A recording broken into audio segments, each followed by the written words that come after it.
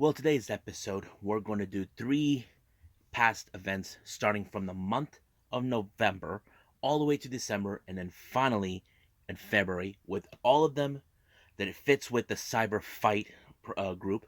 I'm talking about Pro Wrestling Noah, DDT Pro Wrestling, which they're collaborating with Big Japan Pro Wrestling, and of course, Yoshi Promotion, Tokyo Joshi Pro Wrestling Noah had, of course, the best, which took place on November 28, 2021. Then we got, of course, the New Year's Eve show, the collaboration between DDT Pro Wrestling and Big Japan Pro Wrestling.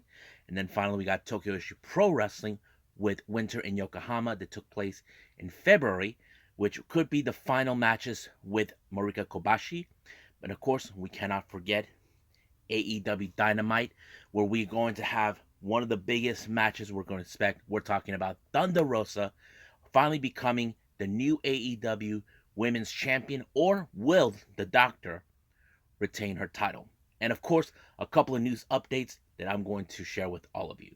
So, let's get started with another episode of Deleted Wrestle Zone.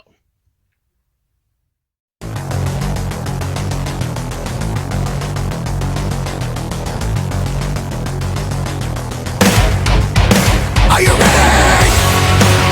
Get up, get up! Get up, get up! Get up, get up! Get up, get up! Get up, get up! Get up, get up!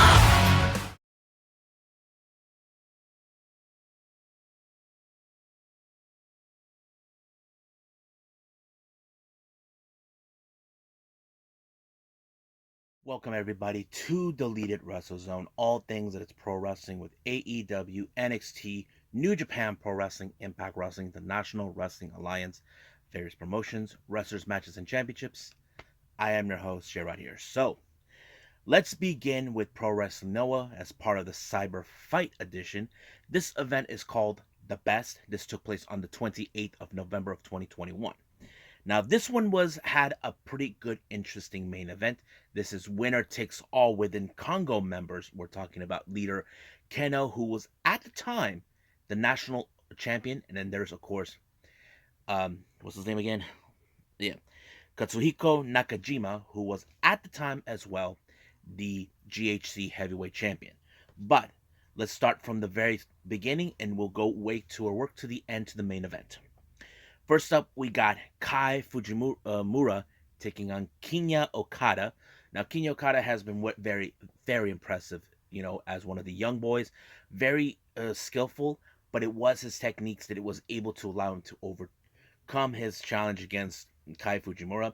And basically, I do see a prominence in Kinya Okada in the future. Even though he's 28 years old, I can see he will be good at what he does.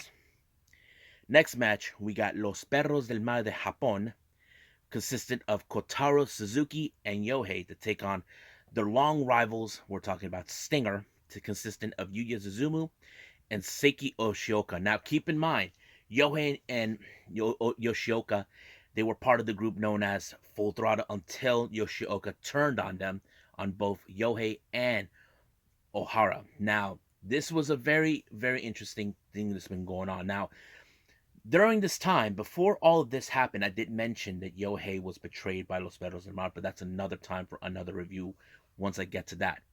In this particular moment, this is where, of course, the commentators were noticing that Yohei has been becoming distant from Los Perros del Mar. Now, you probably ask yourselves, why would he do that? Well, he may not like what they're doing, but however, because here's the thing about Yohei, many times over. Yohei has been betrayed many times over his career. And of course, he has a hard time trying to, how do I say, believe that no one will try to hurt him or betray him. You probably say, who would betray him? The first one I knew about was Asushi Okodage from the Junior Noah Regular Army. And then, of course, Kotaro Suzuki, and then of course Seiki Yoshioka. That kind of goes on and on. But I have to say he really was skillful in this particular match with Suzuki taking on. But it was Yohei who picked up the victory when he pinned Yoshioka to the victory. Now, in this configuration, these guys could definitely be one of the few potential wrestlers that could challenge for the GHC Junior Heavyweight Tag Team titles. Now, in this break, I mentioned once before, Kenta made the announcement that he was returning to Pro Wrestling Noah. Now, he did make one appearance, but he was supposed to make an appearance during the Noah versus New Japan, but it never happened due to his injury against Hiroshi Tanahashi. But as you know, he talked about reflecting. He went back to the old training grounds from the early days. If you guys don't know where I'm referring to, when he left All Japan Pro Wrestling along with the other members of the roster to form Pro Wrestling Noah, he went to the old locations where they trained, the old dojo, but it's not there anymore. They moved. But he reflected a lot of his past, and that kind of felt like he did not like change. But going back to Pro Wrestling Noah probably means a lot to him. Now, our next match, we have the Funky Express, consisting of Kitoshi Saito, Mohamed Yone, and King Tani, taking on Yoshiki Inamura, Daiki Inaba, and Masa Kintamiya. Now, I have noticed that Inamura and he wants to get his hands on the veteran Saito. Now, Saito is a skillful martial artist, so hopefully Inamura knows what he was doing. But however, I don't think he did. All these guys from the Funky Express are veterans, but in fact, it was King Tani who put like a guillotine leg drop onto what's his name again? Inaba, in order to win the match. But of course, Saito outstaged King Tani outside the ring, so I thought it was really funny. So King Tani made the victory for his team, so we'll see what else is going to take place with them. Next up, we got the members of Congo, 4 members of the junior division, Aleha, Niho, Haho, Tasuke, teaming up with the heavyweight Manubo Soya, taking on Yasutaka Yano, Atsushi Kotoge, Hajime Ohara, Daisuke Irada, and of course the Supernova, Kaito Kiyomiya. This is a very interesting matchup because the thing is, they have the same type. One team, they both have 4 junior heavyweight competitors, while they have 1 who is a heavyweight, and that kind of brings out in the best in everything with these 2 teams. But however, it was Irada who picked up the victory when he pinned Aleja, and that was like a very disappointing loss for Aleja, but good for members of the Noah Junior Regular Army. So that is a good thing. And it's sure he and Kotoge could be at the potential grab for the GHC Junior Heavyweight Tag Team titles. Now, speaking of the GHC Junior Heavyweight Tag Team titles, we have Stinger, consistent of the leader and veteran Yoshinari Ogawa, and Hayata, who also is the GHC Junior Heavyweight Champion, to take on the current champions, the champions of that time, Los Perros del Mal, consistent of Nosawa Rongai and Eita. Now, as you know, the Perros del Mal de Japón have been at war with Stinger for a long time to prove who is the most dominant force in the Noah Juniors. That's always been the case. But this time, it became more clear that Stinger, despite the fact, now this is not the first time that Ogawa and Hayata have become tag team champions before. They have done it before until they lost those titles.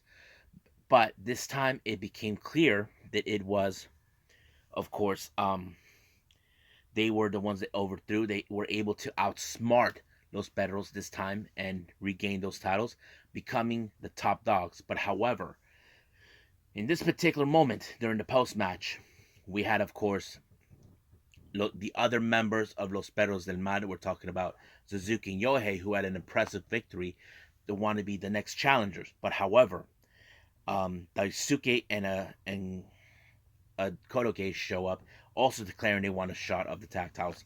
But Stinger will probably look at them. They're not even worthy for these tag titles. But one way or the other, they have to face one of them or both, depending on how they're going to go out. I'm not sure if I ever saw that. I'm not sure if this will be something I will see, but we'll go from there. Now, our next match is, of course, we got Siguro-gun, consisting of Kazuki Fujita, Kazushi Sakabura, and Takashi Sugiura taking on M's alliance consisting of Masato Tanaka, Naomichi Marufuji, and of course, finally, Keiji Muto. This is one of those pretty interesting matches. However, it was Tanaka who picked up the victory in this particular match when he took out Sukibura, and I thought it was really good. So, nice job. Now, our main event is the winner take all match. We got the ZHC National Championship and the GHC Heavyweight title on the line. We have Keno and Katsuhiko Nakajima, who was the GHC Heavyweight Champion. Now, these two guys, this is the first, how to say, part two of their history. These two has faced in the finals of the N1 victory, but it ended with Nakajima winning it. But I have to say, this match was beyond is perfect because it showed how much they want this. Who will be the one to carry two titles? But however, the other factor is these titles will remain in Congo. They're not going nowhere. But unfortunately, this match ended in a time limit draw. I have to say it was amazing. These two, they're part of the same team, but however, they always find respect for each other. Now, Keno, he's a big, serious guy. Nakajima, he's more of the guy who bring on the challenge. I don't care who it is. I'll devour you. That's what he thinks. So I don't think Keno is much of a threat to him, but you know, why not? So I have to say the it was a pretty good show. I liked it, but right now I believe this is where I end it, and I say let's move on with DDT Pro Wrestling and Big Japan Pro Wrestling's collaboration.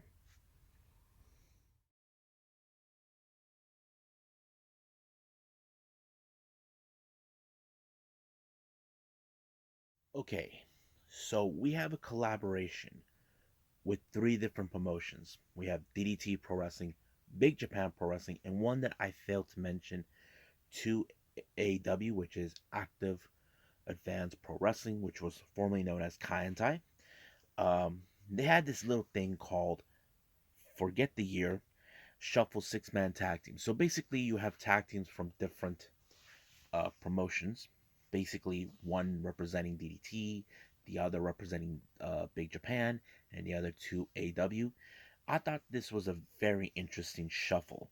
So we had first round matches. I think we had four of them.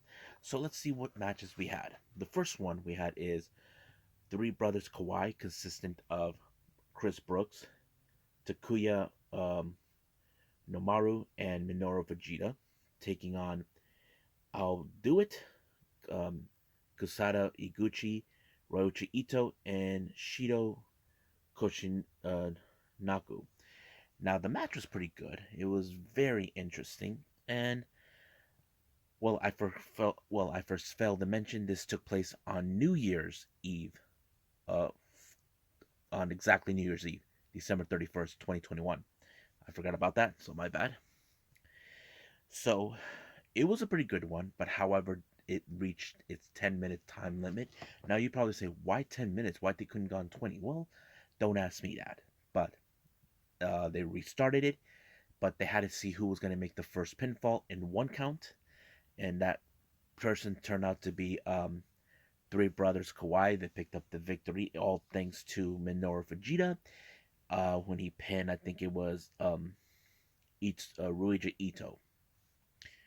Now, our next match, we have leftovers consistent of Daichi Oshimoto, Kengo Mashimo, and Arashima taking on Ikemen, Soma Takawa, Yuji Aoki, and Suji Ishikawa. Now, this was a very interesting match, but however, in this one, it was Arashima Keigo Moshimo who picked up the victory, allowing for them to advance in the semi-rounds. Then next we have is I Dream of Twin Lizards Naomi, consistent of Braun K, Naomi Yoshimura, and Kota Sekifuda versus, well, uh, Brahman Shoes was there, taking on Deathlifters, consistent of Koshibo Kamen, Yuji Okabayashi, and Konosuke Takeshita. Um, these the I Dream Twin Lizards powdered their eyes. They thought maybe this could win, but however, it was, of course, what's his name? The very unusual um, Koshinbo Kamen picked up the victory. I did not expect that. I would have expected Okabayashi or Takashita, but no, it was him. I mean, it was weird, but it was him. It was great. And then finally, we have Team Sayuki, consisting of Akito, Daisuke Sekimoto, and Jun Kasai, taking on UG Association, consisting of Mao, Yasufumu Nakanoi, and Shigehiro Iro. I thought it was a pretty good match. I was impressed with um, with both teams, but however, it was Mao who picked up the victory, allowing for their team to advance. Now we take a break from here. We have a 8-man tag match, which is not involved with the tournament. We have Yuki Ishida, um, Hideki Okatani, um, Kodaseka Sato, and Takohu Sato taking on Takufumi, Tatsuya um, Hanamumi, Daisuke Kanehira, and Masashi. Pretty good match, not gonna lie. But however, it was what's his name, Masushi, that picked up the victory by pinning. Um, I don't remember who it was, but it was good. I enjoyed it. Now let's jump into the finals. We have Leftovers taking on Three Brothers Kaimina. This was a very interesting match, but however, it was the Leftovers that walked out, all thanks to, once again, Kengo Mashimo, who picked up a very good victory, and I think it was pretty well done. Our next match, we have Ugo Association and Deadlifters take, but this match was amazing. Um, it ended up with another time limit draw, but however, it was because what's his name? Um, Kishinbo, who actually picked up another victory. So I thought he's more like the miracle worker. I don't know, but I have to say Okabayashi and Takeshita picked a good partner. But yeah.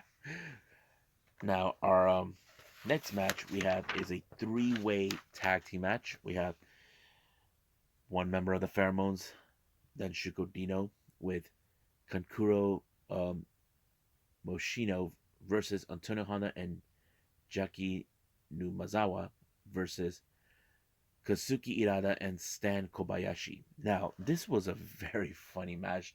As you know, when it comes to Dino, Honda, and Irada, there are three of the most funny people I enjoy watching in DDT. Reason I say is that Dino, he's a bit of a freak. He likes to make out with guys. You look at Antonio Honda, he stops the show, does his little promo, and of course, Irada, all he wants to do is dance. That's all it cares. But however, it was Kobayashi who picked up the victory when he pinned Antonio Honda, when he electrocuted him, thanks by using Dan Shuko's electric ass. Sorry. Yes, you probably saw that. You heard me right, but yes. But it was great. I enjoyed everything that took place. Now to the finals, we have Deadlifters versus Leftovers. I have to say, what a match!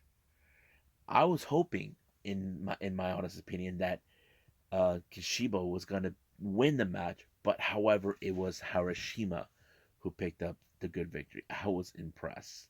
What a match! I enjoyed this show. I like collaborations from other promotions in Japan, but it's nothing compared like here, like we have, but it's a lot funner. So, what I thought about this, awesome show. I love it. So, if you guys probably wondering where can we see this, go to watchprowrestling.live, and there it is. So, I think right now it's time to move on with Tokyo Joshi Pro.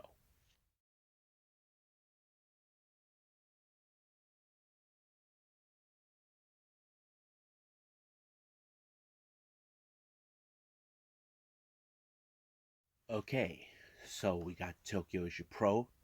I want to say this, I'm catching up.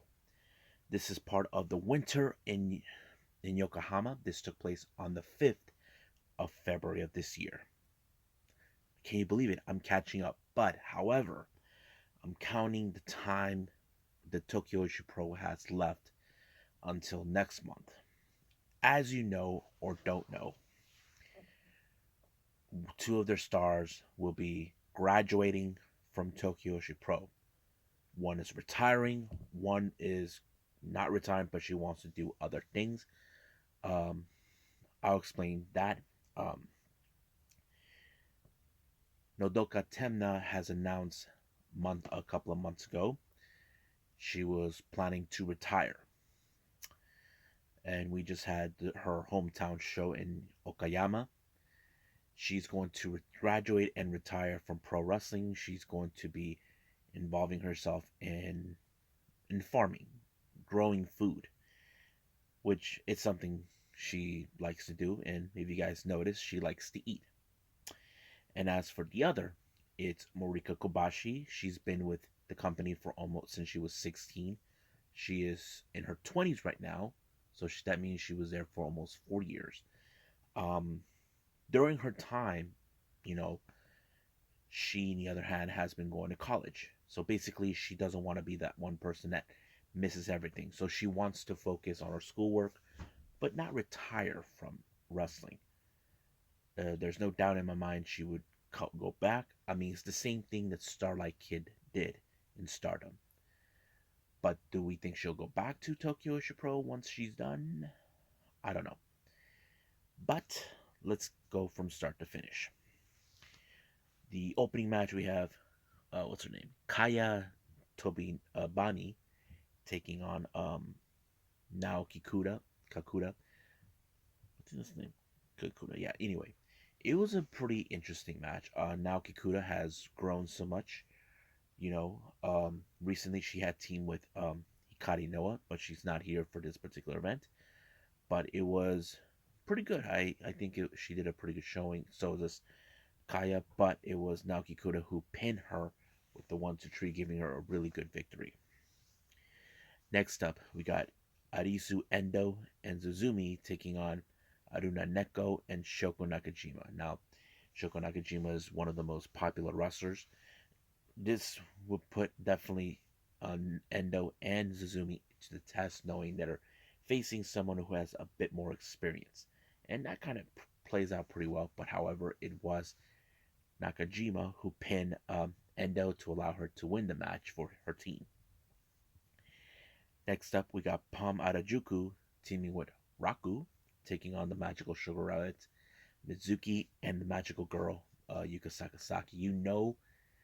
In this particular type of match, the Magical Sugar Rabbits are the fan favorites, and they're yet to win. But however, they got to keep their distance from Raku because she'll put them to sleep. I'm not talking about knocking them out. I'm talking about singing a little lullaby. Yes, you heard me right. She sings a lullaby and they fall asleep. But luckily it did not happen, but it was Yuka Sakazaki that picked up a very good victory by pinning Pamada Juko. Now our next match, we got the Bakuratsu sisters, Yuki Aino and Odoka Temna teaming up with the resident superhero, Hyper Misao, taking on Mahito Kiru and Machuko Hakuchumu, which means daydream. I finally found out what that means. Consistent of Miyu Watanabe and Rika Tatsumi. I think this is a pretty good match. I enjoyed every moment of it because in this particular match, I know Nodoka Temna is on the verge of retiring, but I have to say it was her who picked up a good victory when she pinned Mahito Kiru, allowing her and her sister, along with Hyper Misao, to win the match. And then finally, our main event, we have Morika Kobashi taking on the champion, Miyu Hamashida. I have to say, I did not expect her to finally get her match against Miyu Hamashida because this was a non-title match, and she did pretty well. I think Miyu Hamashida was impressed, but however, she completely lost the match. She had some good words of exchange, and I'm sure it breaks Marika Kabashi's heart that she's leaving soon, graduating from Tokyo Joshi Pro. But the real question is, when will we see her again in any promotion? We don't know. But um, watching Tokyo Joshi Pro back in late 2020 was a good thing for me. I think I wouldn't have it any other way. But I enjoyed seeing these girls, despite that they're retiring. They were a lot of fun to watch. So I think that's pretty much it. So I say it's time to move on with the last review, AEW Dynamite St. Patrick's Day.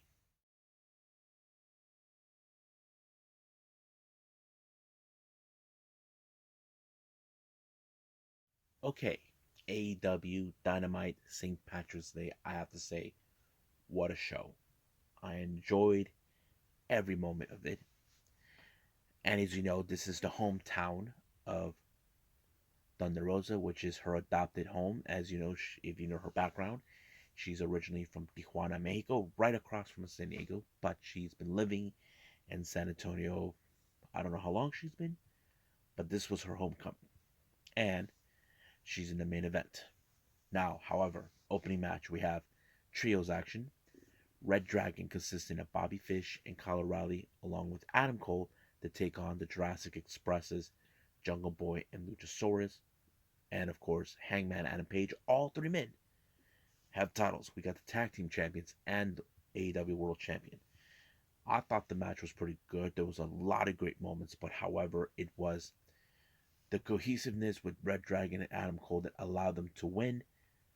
But at the same time, it was Adam Cole who picked up the victory when he applied the boom onto Jungle Boy, sending a clear message to Hangman that he will take that title away from Hangman, and there's nothing that anything can stop him. So we'll see where they're gonna go.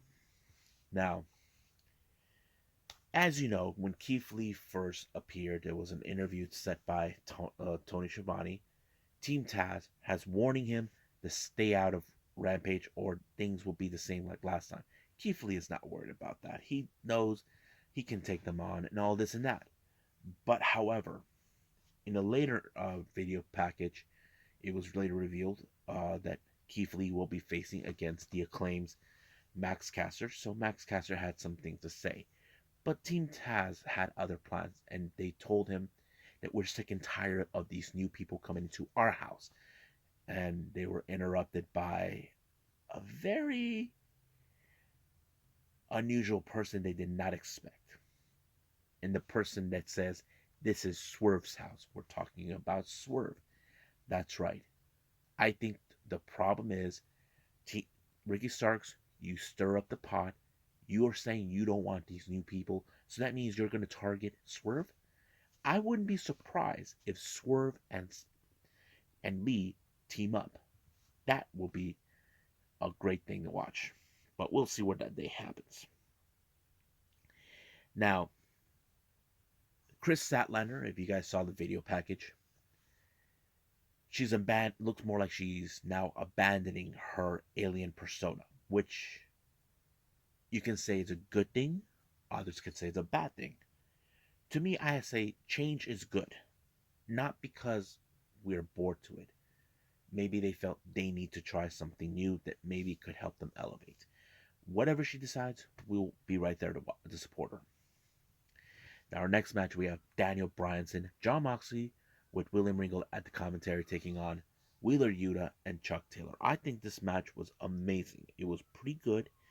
I loved what they were doing with Yuta, like using the same kind of styles they do. And I think a lot of questions were answered about William Regal. Like he's saying what he expected when he slapped in their face. And he said that he was expecting both Moxley and um, Bryanson to punch him in the face, in the mouth, or whatever. But that's how the initiative process works. But however, it was Daniel Bryan who picked up the victory. Yuta wanted to gain respect, but however, just like what Regal did to Moxley and Danielson, Regal slapped. Uh, I think he was trying to see if he's willing to punch him in the face, but I don't know if he passed the test, even though he looks like he was ready to do it. But yeah, Now, our next interview, as you know what happened last week, we saw FTR making the most difficult decision in their career, talking about the dismissal of Tully Blanchard. But however, the Bucks once again tried to play. The guys are saying, you guys are nothing but second best, but it doesn't matter who you guys have, who's managing you. You guys will be second best. And I don't think FTR likes that one too bit. So I think we will see the feud rekindle between those two. Now, we saw last week the greatest shocker of them all, Jericho, killing the inner circle, recruiting Matt Lee and Jeff Parker 2.0 and Daniel Garcia to form the Jericho Appreciation Society. In this particular story, they're going, instead of saying we're pro wrestlers, we're sports entertainers. And I think that's a pretty good storyline. And I think what I like about it is how Jericho's saying that he was the one who donated money to help Daniel Garcia. Now, if you guys know the backstory, Daniel Garcia and his closest friend Kevin Blackwood were in a car accident. They weren't sure if they will ever get back in the ring, but they did.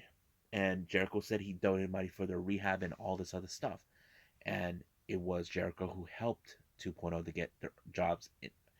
So it's kind of like, okay, now we're seeing who's in it. What exactly is their motives? Well, looks like they're saying we're sports entertainers. We're taking on anybody. Now, last week we did saw the return of Hikaru Shida, who wants revenge against Serena Deeb. Serena Deeb, in a way, she said that she heard what she heard from Shida, that Shida's been thinking about her, but Deeb wasn't. But this time she wants to put her out. Now, I don't know when that match is going to take place because I will reveal this more on the news updates later on. Now, our next match is the TNT Championship between the face of the Revolution, Wardlow, versus the newly crowned Scorpio Sky, who is being accompanied by Kenzie Page and her husband, along with that no good piece of garbage of Dan Lambert. Wardlow would have won this match if it wasn't for Shawn Spears, who showed up out of the blue. But this was basically a trap set up by MJF to take out Wardlow, and using the diamond ring, that kind of plays out pretty well.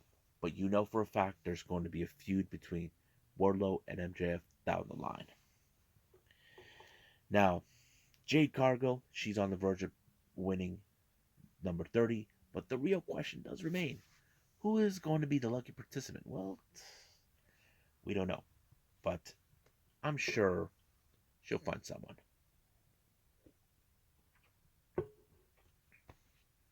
So the real question is, who's next? We'll see. Our next match, we have Private Party, Isaiah Cassidy and Mark Quinn taking on the newly reunited Hardys, Matt and Jeff. I have to say, what a great match. But I think I did like one thing about the match is how, if you guys seen, there was a moment where we thought Jeff Hardy was about to do the Swanton Bomb, but he was too close to the ropes, Mark Quinn, so he did something new, and I had to say, great pickup. And then he finally applied the Swanton Bomb, allowing for him and Matt to win the match. However, at post-match, the Andrade family office showed up, but luckily for them, Sting and Darby come out with their equalizers, the skateboard and the bat, and practically making sure that nothing happens to the Hardys. Now, this coming Rampage, we got Red Velvet taking on Layla Hirsch. Basically, this is payback for all the things that Layla Hirsch has done so far, but I'm looking forward to it. Now, our main event, the AEW Women's Championship on the line in a steel cage match. I have to say, what a great entrance by Thunder Rosa with the mariachi, representing all of Mexico. That's something special. But the match itself, I didn't even know this. We were like 1 year almost away, 1 day away from the first year anniversary where Thunder Rosa beat Britt Baker at the unsanctioned lights out match. Now, Britt Baker has reminded Thunder Rosa many times over that match doesn't count. It doesn't affect my record, so that means I'm undefeated. And she tried to prove that that's the reason she will stay undefeated. But the best moment is there is no Rebel, there is no Jamie Hayter, but I have to say there were some great counters by Thunder Rosa, annihilating Britt Baker's hand to ensure the lockjaw does not apply. But Britt Baker once again pulled off the biggest mistake, bringing thumbtacks. But the referee was already knocked down. Aubrey Edwards come in, one referee that Britt Baker does not like because she calls her a conspirator trying against her. That's what she did last time, but this time Thunder Rosa pulled off the Fire Thunder Driver onto Britt Baker with the thumbtacks, allowing her to become finally the AEW Women's Champion. I think it was a great moment, and I kind of figured this could be exactly what we expect. So I say congratulations, Thunder Rosa. I'm happy that she is now the new AEW Women's Champion. So can't wait to see who will be the lucky participant to challenge her. But right now, I believe it's time to end the show with some news updates.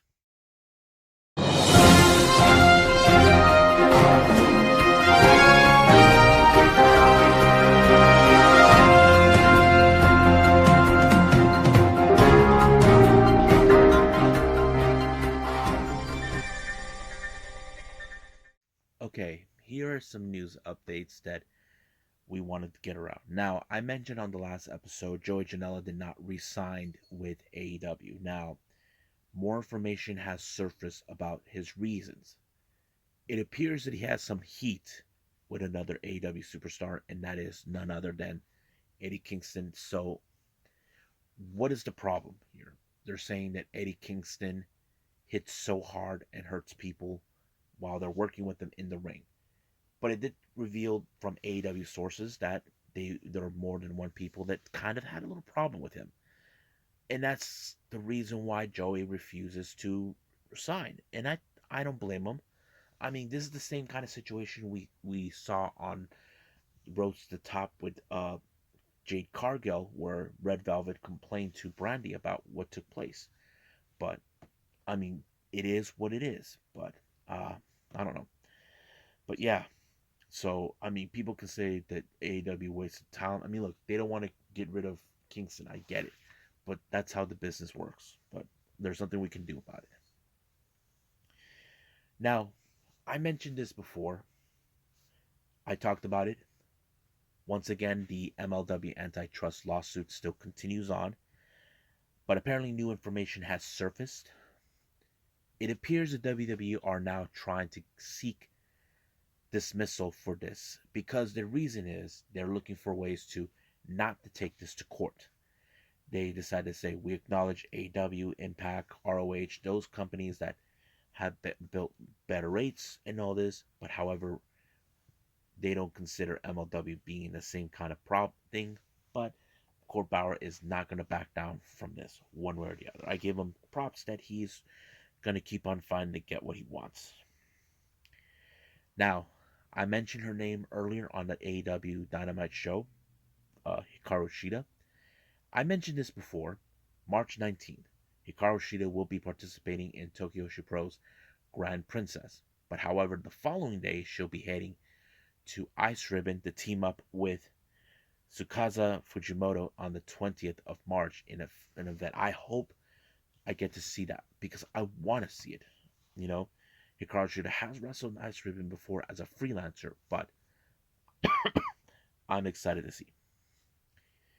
Now, if you guys know this, I mentioned this before. Tony Khan, since he purchased Ring of Honor, he's been in contact with Jonathan Gresham. Now, it's still unclear what his role is. They're saying that he could be running or having a job with Tony Khan in some capacity. It's still no clue. I mean, as you know, Jonathan Gresham is the title holder of the ROH original title, but beyond that, I don't know. I mean, I have to say having him back is a good thing, but what exactly is to the extent? We don't know. That is a very another unanswered question, but if there's any more information, I will post it up for this to all of you. So I think right now, I think it's time for me to end it right here and call it a night. Well, I hope everybody enjoys this episode. I know I have. Coming up, we got day 10 on the New Japan Cup. And then we got MLW. I don't know which show they're going to put in. We also got NXT UK and Impact Wrestling. I'm excited for those. So right now, that's what we got. So I'll see you guys in the next DWZ time. Same DWZ channel. I must bid all of you adieu. So, goodbye. And